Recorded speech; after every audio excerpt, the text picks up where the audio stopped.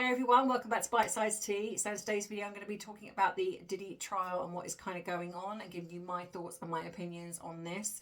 And so if this is the type of video for you where I look at body language and behaviour and using my 20 years experience as a UK therapist, then this could be the channel for you. Don't forget to like the video and subscribe so you do not miss future uploads. So if you're still here, then welcome, and so grab that cuppa and let's get into Bitesize Tea.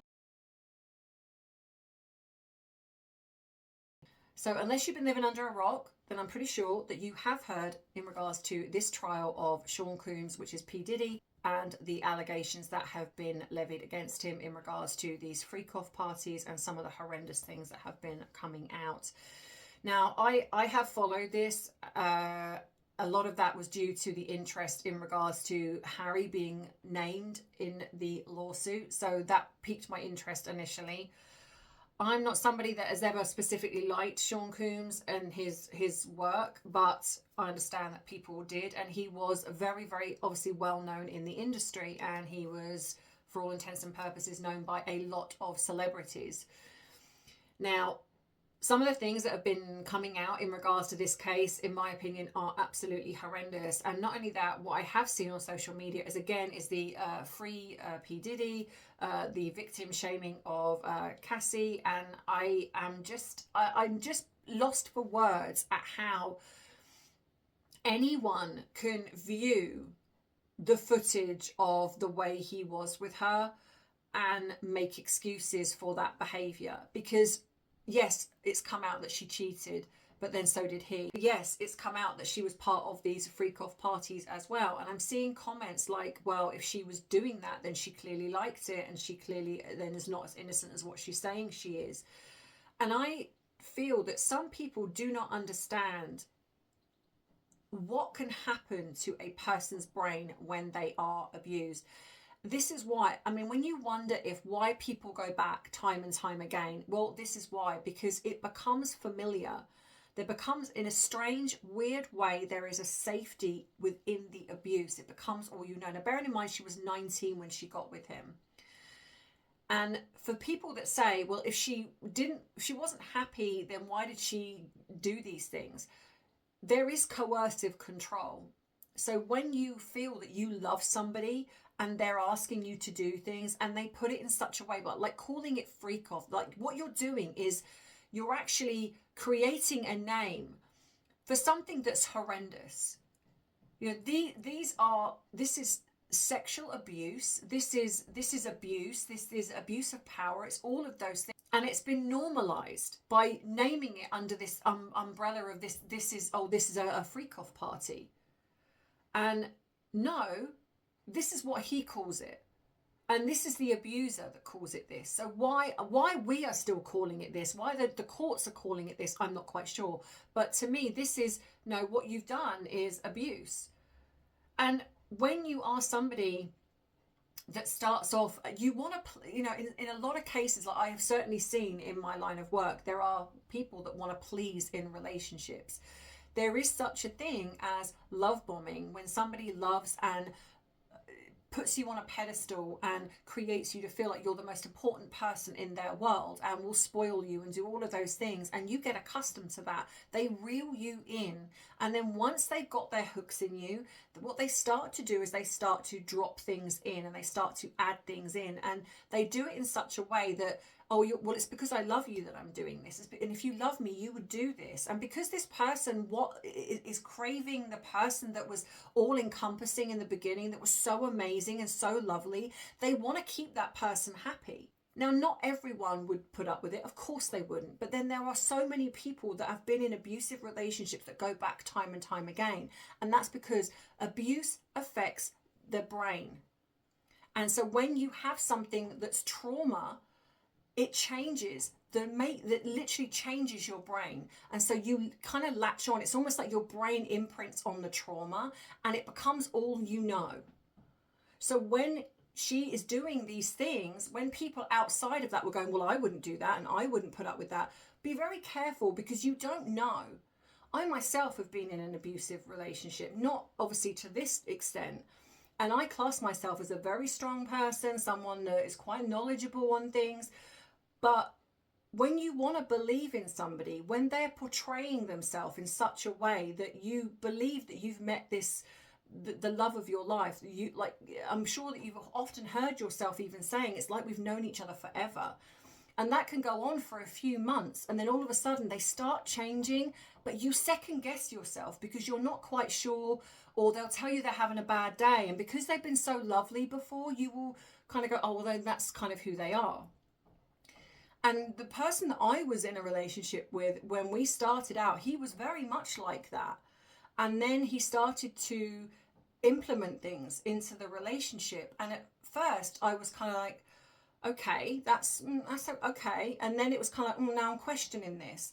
But it was only because that I am very assured of myself that relationship lasted 6 months, and mainly because I was pushing back, and he didn't like that I pushed back. I was questioning him, and he didn't like that I questioned him. And so obviously things started to escalate, possibly quicker than what they would have done normally, because I was pushing back. So in the end, it pushed back to the point where I was like, okay, this is now too much, and he's now showing a side that I don't like. But if you don't push back a lot of the time, that person then just gradually changes and gaslights and manipulates. And before you know it, you're so entrenched in this that you don't know how to get out. And then if you then got the person threatening you, threatening people that you know, and because they are very big, this is not just like you and I mean, this is bad enough when it happens to everyday people, and it does happen. But when you've got somebody like him, who is very well known in the industry, who has got connections, that threatens to ruin you, or whatever those things are, if you don't do those things, it is very difficult to say, okay, well, I'm still going to step away from that. I'm still going I'm going to walk away. You're scared. So unless you're in that situation, you don't know what you would or wouldn't do. And then you've got the fact that she's got feelings for him. And yes, it does happen. People do have feelings for people that abuse them. It's everywhere, not just in the celebrity world, but everywhere. So the fact that we're getting these people that I'm seeing on social media victim blaming her because, well, if she clearly must have really liked it. Well, the two can exist in the same space. You can enjoy something even if it's there's a part of you that knows it's not good for you, and especially given the fact that you've got somebody that you love is telling you that this is acceptable, this is okay, that and so your brain changes because of that. But when you get to that point, when we see that footage where he's beating her, dragging her, when there's a point when she wants to walk away, can you imagine being that person in that moment? How terrified she must have been in that moment. And because you don't want it to happen again, there is every chance that you might go back. But she stepped away and she decided to do something about this. Now she's in a very loving relationship. She's got a husband, she's got children. And I think it's incredibly brave of her to confront this, because she has set the whole ball in motion of exposing all of this, what's happened here. So instead of blaming her, which is what I see a lot of people are kind of doing, and putting him on a pedestal, this needs to change. We need to stop doing this. This guy is not a nice person, and we seem to be doing this a lot more, and I see it more on social media, and a lot of this is where this plays out, is that we will do a lot of this victim shaming, and it tends to be subjected towards women.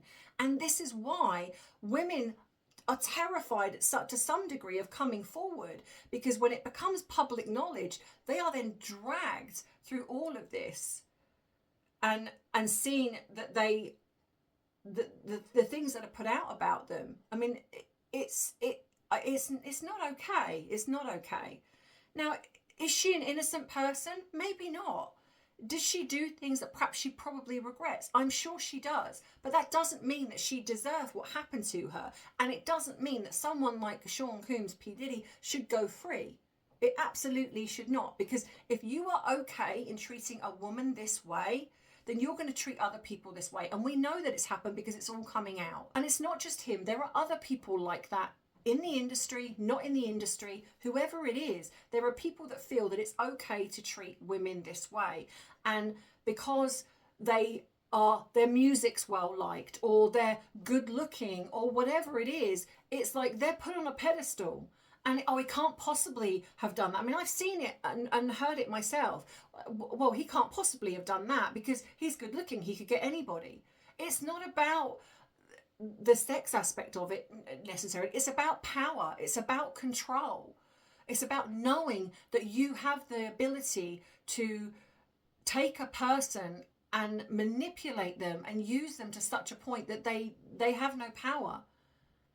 That's what all of this is about for someone like him and other people that I've seen in this industry. It's not about the fact that someone is good looking, that why would they do that? I mean, that's just such a superficial way of looking at it. It's so much more than that. But anyway, so that's just, just my thoughts on, I obviously am following this, and I'm going to sort of look at it a little bit more as things come out. But yeah, I'd be interested to know your thoughts and your opinion. So please keep the comments as respectful as you possibly can, because I do try to, I do want to have this sort of community that is where we can debate in a healthy adult way without resorting to a slanging match. But I understand sometimes things get heated, but if you can, that would be very great. If you've liked this video, then please don't forget to hit that like button. And if you really do enjoy the video, then maybe think about subscribing to the channel so you do not miss future uploads. Don't forget, if you want longer videos, you can head across to my TandT channel. You can also follow me on Facebook, TikTok, and Instagram. If you would like to treat me to a cuppa, you can do. You can join up as a member. And, well, there's just everything is in the description box below for your perusal. That being said, as always, I hope you have a great rest of the week, and I love you.